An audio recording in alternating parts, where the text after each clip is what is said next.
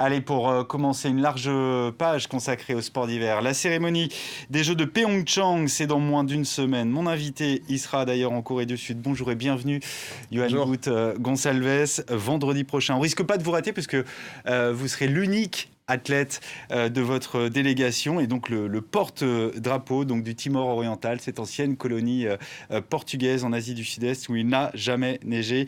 Est-ce qu'il y a un protocole particulier quand on est porte-drapeau de sa délégation ? Ouais, il faut faire attention à ce que le drapeau s'en mêle pas et qu'il soit pas sur le visage. Et puis, et puis faire attention qu'il n'y ait pas de sponsor apparent. Et puis rentrer sur le stade et pas faire de gaffe. Est-ce qu'il y a une pression particulière ? La pression, elle est sûrement là, mais on n'y fait pas attention. On veut enregistrer le moment et vraiment vivre ce truc au maximum.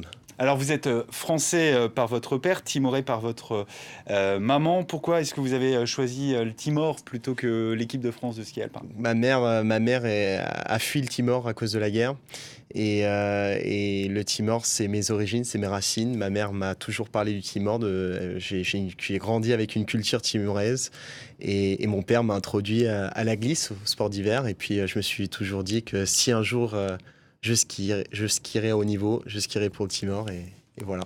Est-ce qu'on vous a regardé un petit peu avec des gros yeux du côté du Timor lorsque vous avez dit, bah voilà, je vais être skieur et je vais représenter ce pays, mon pays aussi, aux Jeux Olympiques d'hiver ? Ouais, complètement. Déjà, c'est très compliqué d'expliquer aux Timorais ce que je fais parce que le ski, c'est très loin du, c'est très loin du. Et puis le vocabulaire n'existe pas forcément. Voilà, bah, le mot ski n'existe pas, donc il faut mélanger des mots portugais et tétoum du dialecte.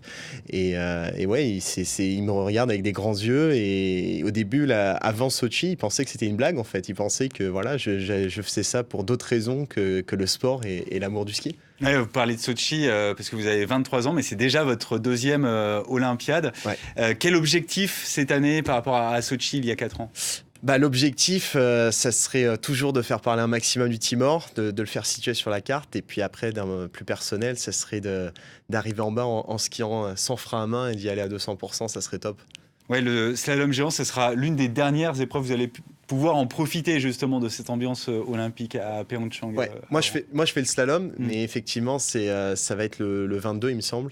Et donc ouais, je vais bien profiter du village, de l'atmosphère et de la vie olympique. L'entraînement, comment ça se passe donc justement slalom ? L'entraînement, moi j'étais basé en France, en Savoie, aux Arcs, à Pézé. Et après, les compétitions, c'était un peu partout en Europe et aussi dans le monde, parce que je me suis qualifié en slalom en Afrique du Sud au mois de juillet. Donc du ski un peu partout et découvrir des stations un peu partout grâce au ski, quoi. Merci Johan de nous avoir rendu visite. Évidemment, on vous souhaite le meilleur pendant cette Olympiade donc en Corée du Sud. Vous aurez peut-être la chance de la croiser sur les pistes ou au village des athlètes. À 33 ans, Lynn Seven est actuellement intouchable en descente avec encore 2 victoires ce week-end à Garmisch-Partenkirchen en Allemagne. 81 victoires en carrière. L'américaine se rapproche du record absolu détenu par le Suédois Ingemar Stenmark. 86 fois vainqueur dans les années 70 et 80. En descente au JO, elle sera la grandissime favorite puisqu'elle reste sur 3 victoires de suite en Coupe du Monde. Lynn Seven, déjà sacrée à Vancouver en 2010 en descente. En Corée, elle devrait entrer en lice le 17 février avec le géant avant de disputer la descente le 21 et le combiné le 23.